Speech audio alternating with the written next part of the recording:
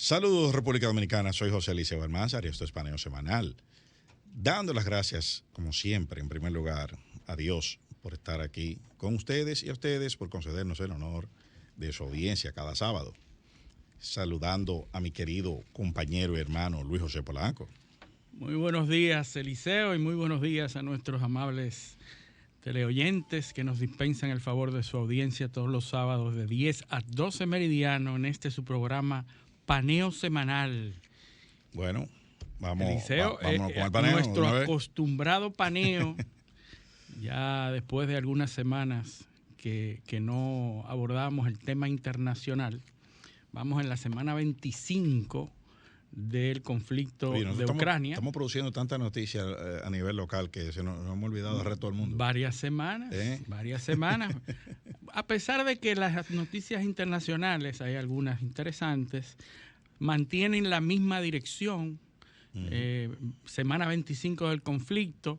Esta semana hay que dársela a Ucrania, porque tú sabes que la narrativa va variando de un lado a otro. Esta semana ha sonado más Ucrania y Rusia ha aceptado una serie de bajas, una serie de eventos que ha reconocido, porque todas las semanas ambos lados hablan de sus victorias, pero esta semana Rusia ya ha reconocido unos ataques en Crimea, unos puestos importantes militares, pero la resolución del conflicto se ve lejos todavía, se ve bastante lejos. De hecho, Zelensky ha condicionado la negociación al retiro completo de los territorios de Ucrania para sentarse a negociar, lo cual pone el asunto bastante lejos. Lo que sí surge esta semana y la anterior es un probable resurgimiento de la guerra de los Balcanes.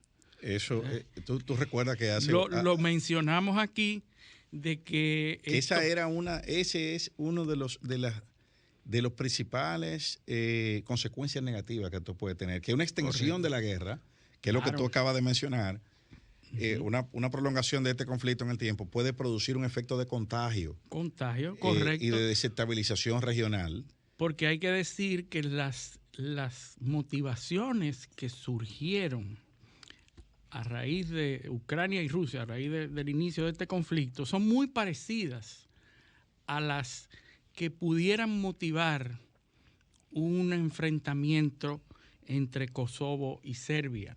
Nuevo. Lo que sucede es que hay una fuerza de estabilización, de pacificación de Kosovo. Claro, de la OTAN. De la OTAN, y esa fuerza sale en noviembre.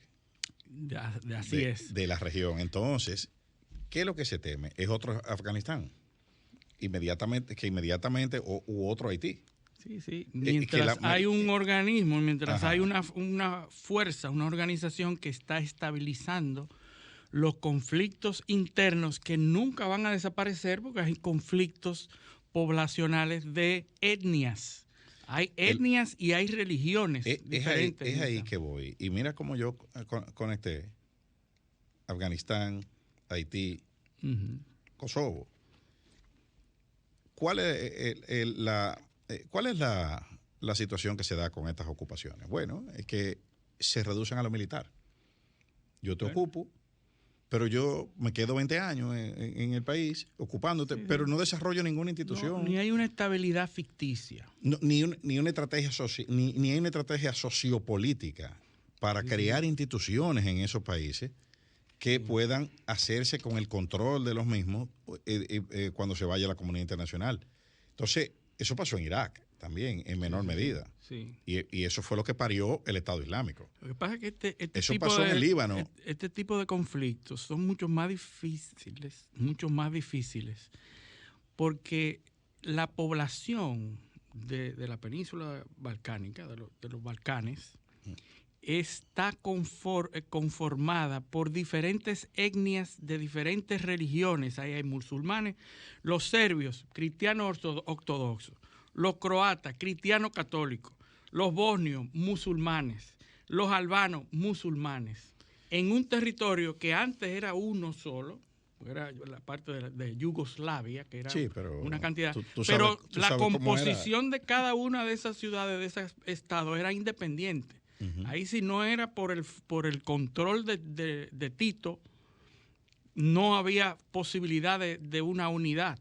Tito, al morir Tito, pues ahí se desatan los demonios. Pero es lo mismo que sucedía en Irak, el control de Saddam Hussein. Que era quien controlaba esa pugna con las diferentes tribus. Entre las tribus, primero el Kurdistán en el norte, después los chiitas y los suníes. Y los kurdos. Sí, el Kurdistán, los kurdos.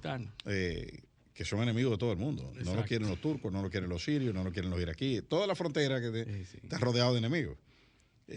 Pero esa es una historia que no se vende. La que se vende de frontera rodeada de enemigos es la de Israel. Sí. Pero el Kurdistán es la misma cosa. Es lo mismo. En cuanto a eso. Entonces...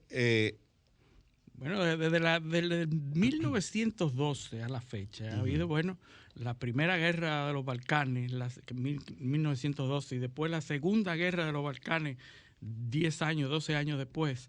Y después, desde la desintegración de Yugoslavia, la guerra que se dieron y la matanza, si tú te pasas alrededor 20 años. de 100.000 muertos.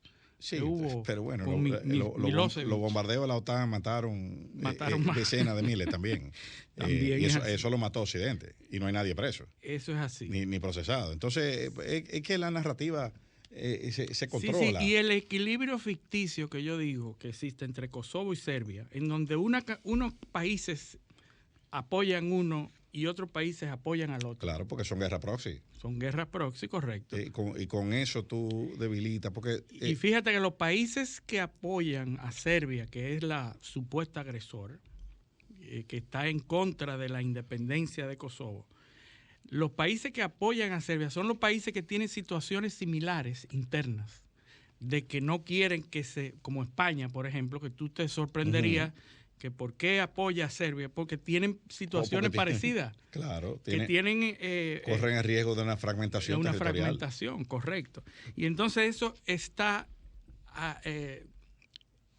con una pacificidad ficticia, que en cualquier tiro que tiren se arma de nuevo. Si los organismos, la OTAN, la KFOR, que es el Kosovo Force de la OTAN, que es un ápice de una fuerza de ocupación de la OTAN en Haití, para Kosovo específicamente. Lo que sí está demostrando la realidad de los acontecimientos es que no solamente cuando usted ocupa un territorio en una intervención humanitaria, entre comillas, y muy entrecomillado eso, usted tiene que propiciar el desarrollo social e institucional de ese país. No es meter militares 20 años y dejar los mismos conflictos, porque cuando usted se vaya, cuando le toque irse, va a pasar lo mismo. Se desatan los demonios de nuevo. Entonces, y peor. Eso, y esa es una receta que se ha estado dando durante décadas. Por ejemplo, en el caso cuando Estados Unidos y Francia ocuparon el Líbano, después que se repartieron después de la Segunda Guerra Israel Mundial. también, que lo ocupó con una fuerza de 100.000 soldados para protegerse, porque estaban siendo atacados. Tomaron esa medida. ¿Qué pasó después de eso? Después que se fueron. Dejaron el desorden detrás. No, peor, porque eso parió a Hezbollah. Sí. O sea, esa ocupación lo que hizo fue radicalizar a la gente. Y cuando salieron, dejaron el Hezbollah funcionando a su enemigo terrorista. Sí, igual que los talibanes, cuando sale Estados Unidos, dejan a los talibanes, su enemigo. Exactamente, cuando sale Estados Unidos de Irak, se quedan los talibanes. Y después de la guerra civil que se arma, porque la guerra civil ahí se armó después que se fueron los americanos. Sí. Después de la guerra civil, ¿quién viene? Al-Qaeda. No, mentira. El Estado Islámico. El Estado Islámico. El Estado Islámico. Que a su vez fue formado por los conflictos en Siria. Con las armas y el dinero de los Estados Unidos para la guerra proxy que hacía en contra de Siria, con eso se armó el Estado Islámico. El Estado Islámico nace con esas ayudas que se mandaban a guerrilleros en Siria para hacerle frente al régimen de turno. Recuerda, y volviendo al tema de de la antigua Yugoslavia, de Serbia, tú mencionabas que hay muchos países que están apoyando a Serbia, en este caso. Hay que recordar que Slobodan Milosevic, el presidente de Serbia, fue el que pensaba hacer la gran Serbia para reunir de nuevo todos esos territorios. ¿Qué le pasó a Milosevic? ¿Cómo terminó? Preso. Sí, preso y juzgado en La Haya. Sentenciado. ¿Por quién? Por esos mismos países que apoyan a Serbia. Sí. O sea, mira para que tú veas lo que... Para una cosa sí, para otra. Exactamente, pues son las narrativas bipolares que hay en la comunidad, en la política internacional. Pero se están dando ese tipo de levantamientos, el ánimo se está caldeando. Por ejemplo, hay un dato interesante. Francia, que está metido en Mali, en África, pacificando un desorden que hay ahí,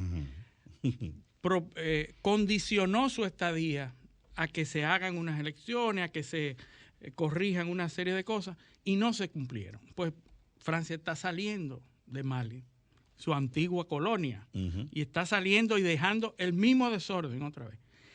Cosa que está aprovechando Rusia para entrar a un área de influencia de África. Si tú ves el mapa de influencia rusa en África, tiene toda una franja vertical de norte a sur de países en donde Rusia tiene alta influencia. Y la de China es horizontal. Fíjate lo que está pasando. No, la China es como una media luna, porque viene por Djibouti y se mete así como para arriba, al norte. Sí. Es que esos movimientos, para un incauto no lo detecta, pero para uno que vive buscando asociaciones, se da cuenta de lo que se está formando en el mundo entero. No te creas.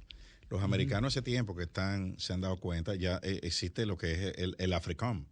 El Comando Africano. El Comando Africano. O sea, que lo creó Barack Obama. Sí. Porque ellos entendieron que tienen que tener influencia en esa región. Sí. Y ya hay una visión, por lo menos política militar de seguridad, que hay que atender, eso. Hay una cantidad de repúblicas y de tribus y de problemas étnicos que pueden ser explotados. Nigeria solamente, porque la gente, tú sabes la cantidad de gente que en República Dominicana cree que África es un país. Sí. Y no, en Estados Unidos. Estados Unidos, África es un país, es para todo el mundo. Sí, África, no, yo voy para África mañana. O sea, como que... entonces... Completamente diverso. Si tú ves países como Nigeria, por ejemplo, o sea, Nigeria es un país gigantesco. Una cosa, en Nigeria solamente son decenas de dialectos que se hablan. Sí.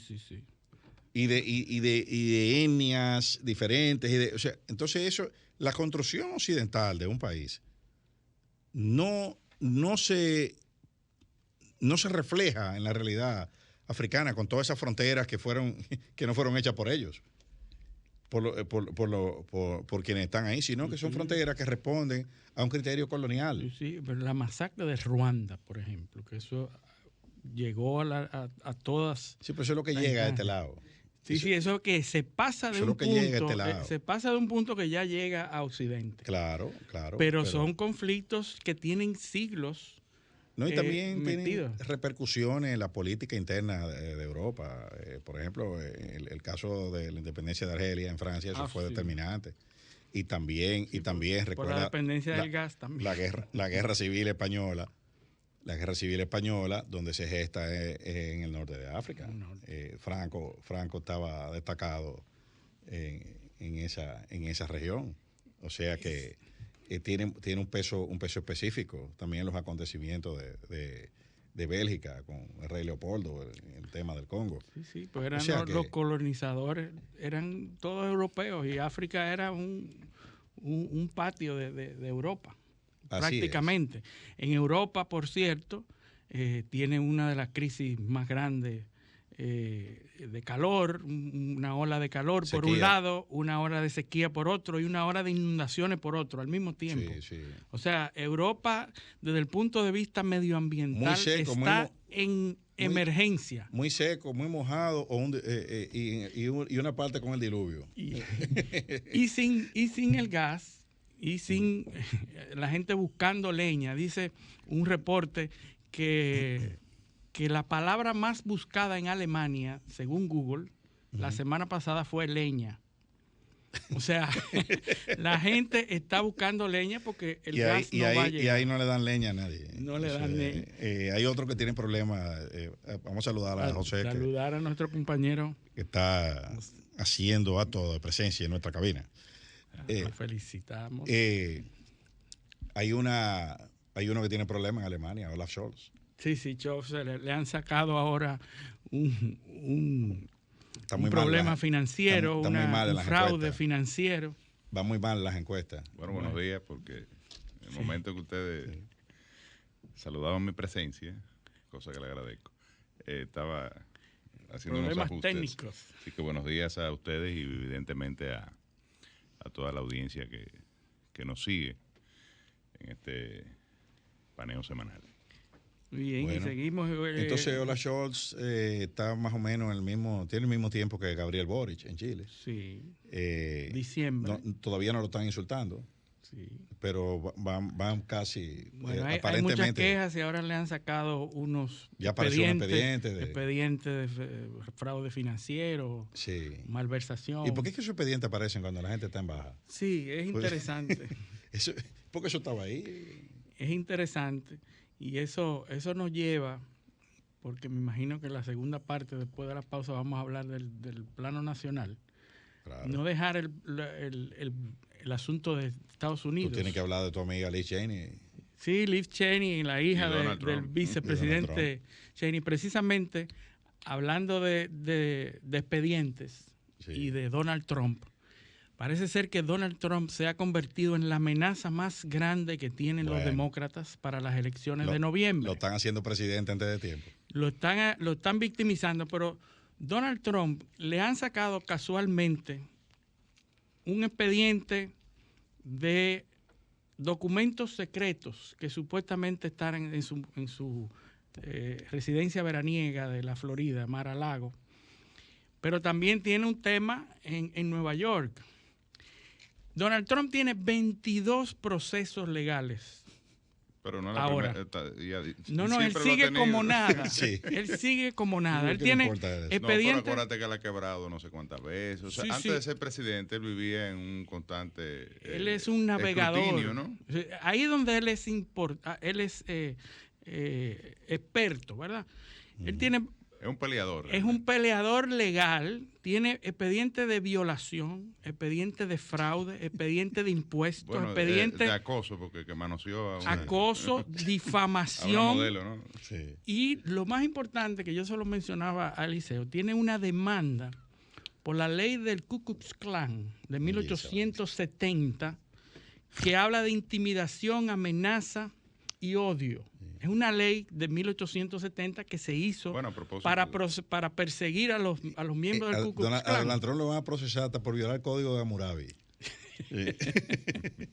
Entonces, fíjense cómo esa demanda, la ley del Ku Klux Klan, el Ku Klux Klan Act de 1870, tiene 2 cargos con articulado de esa ley. A propósito de la incitación, ¿no?, que se produjo al ataque del 6 de enero, correcto, al Congreso de los Estados Unidos, ¿no? Es que tiene... que de hecho ya hay condenas con relación a ese suceso lamentable, además bochornoso para un país que, como decía Woodrow Wilson, se considera el faro de la justicia y la democracia, o el ejemplo global, ¿no? Un golpe al corazón de la institucionalidad democrática. Y bueno, ya a 7 años de prisión condenaron a uno de los atacantes a la sede del Congreso de los Estados Unidos. Pero si tú te das cuenta, esos 22 procesos, porque hay una página que lleva esos procesos. No, cuando tú vas a Estados Unidos, tú ves los billboards se busca fulano de tal, si tiene información sobre gente que estuvo involucrada en ese acontecimiento, llamar hay que darse cuenta, hay que darse cuenta que eso fue grabado. Todo eso fue grabado y hay entonces un proceso de identificación persona a persona de todo el que estuvo ahí, que las cámaras pudieron identificar y se han conseguido muchas de esas personas. Hay cámaras de cajero automático, cámaras de estaciones. Y gente que ha denunciado también, participantes. Y estaba ahí. Exactamente. No, hay unos procesos con números telefónicos en donde a través de las celdas de las antenas de telefonía que se han podido identificar que había personas en esas celdas. Es decir, personas que dijeron, no, yo no estaba ahí, no, pero usted... Entonces el tema un proceso que lo ubica... Con la senadora Cheney, que ella dirige el comité... Que es republicana. Que claro, es republicana, pero... Que muchos la tildan de traidora. Incluso Donald Trump todavía en la silla presidencial se le inició una investigación fruto de esta situación que acaeció. La segunda intención del impeachment. Fue una investigación que se inició en un voto de lo que llaman en Estados Unidos bipartidista, es decir, con la participación tanto de demócratas como republicanos. 10 republicanos votaron. Y ella encabeza ese comité del Congreso de los Estados Unidos que está a cargo de las investigaciones. Es la líder republicana. Entonces Donald Trump se ensañó específicamente de derrotarla a ella, o sea, porque a veces uno ve los procesos institucionales en Estados Unidos y piensa, bueno, es una democracia avanzada, funcionan las instituciones, pero cuando tú ves a Donald Trump te das cuenta que cualquier parecido a República Dominicana y a cualquier otro país latinoamericano, ¿verdad?, con menor desarrollo, digamos, institucional, es lo mismo. El tipo se puso para ella, como se dice en el argot popular dominicano, y para otros. Y lo cierto es que ha ido cosechando triunfos a lo interno. Donald Trump aparenta tener ya prácticamente un control de la organización republicana, del GOP, o del Great Old Party, y todo apunta a este proceso que, digamos, es un proceso que tiene antecedentes, es decir, no fue que Biden levantó el teléfono y dijo vamos a perseguir a Donald Trump, sino que es un proceso que tiene antecedentes. Exactamente. Pues como digo una cosa, digo la otra. Las agencias en Estados Unidos tienen su desarrollo, tienen sus niveles de independencia. De hecho, entran en conflicto entre ellas mismas. Probablemente el Departamento de Justicia piensa una cosa, el FBI quizá piensa otra, y el Departamento de Estado piensa otra. Y los estados a nivel aunque ha habido excepciones, José. Recuerda el caso de Comey, del FBI. No, el FBI está completamente desacreditado por sus propios cabezas. No son tan independientes. Que han dicho que el FBI no ha estado a la altura. Tiene antecedentes, recuerda. Pero Donald Trump no votó a un director del FBI porque no le hacía caso. Y a un ministro de Justicia. Y yo te voy a decir los hechos que se cometieron en el FBI. A lo que iba en el análisis es que están victimizando a Donald Trump. O sea, se está generando una percepción de que hay una persecución en contra de Donald Trump. Judicialización de la política. Exacto. Que tiene un trasfondo evidentemente político que trata de inhabilitarlo para las elecciones. Pero tradicionalmente nunca llegan a fondo. Ese tipo de denuncias nunca han producido la inhabilitación, imputados y condenados. Sí, lo que sí está generando ahora son elementos. Nunca habíamos visto a un expresidente de los Estados Unidos que se le allanara su residencia oficial, porque hay que decir que la residencia de Mar-a-Lago, aunque él quizás no estaba ahí o pasa... Él vive ahí, esa es su casa principal. Es su residencia oficial, digamos, el lugar donde él más tiempo pasa, ¿no? Que es en West Palm Beach, en el estado de la Florida. Bueno, precisamente ahí celebró él una reunión con presidentes latinoamericanos, en la que asistió el presidente dominicano, el expresidente Danilo Medina. Y son elementos que no tienen precedente, que llaman la atención, le generan preocupación, porque estamos hablando de una figura que no solo es expresidente de los Estados Unidos, sino que se perfila como el próximo candidato del Partido Republicano para las elecciones del año 2024. Pero más cerca las elecciones de noviembre, que es ahí donde está el peligro de que las cámaras, la Cámara Alta y la Cámara Baja cambien su estructura, sí, claro. Porque ahora están dominadas ambas cámaras por el Partido Demócrata. 2/3 del Senado de los Estados Unidos. Correcto, y eso puede cambiar la composición de las cámaras. Y es en noviembre, todo esto, yo creo que nadie espera realísticamente que Donald Trump sea condenado por ninguno de esos cargos. Ahora, el objetivo es llegar a noviembre con suficiente tasa de rechazo como para que Trump no pueda influir en la nominación. Lo que está ocurriendo, es decir, incluso los triunfos en las primarias del Partido Republicano te demuestran totalmente un sentimiento pro-Trump. No, Liz Cheney acaba de perder la nominación en las primarias. Y un ingrediente que se le añade a eso es que después del tema del allanamiento. Hija de un emblema. Dick Cheney.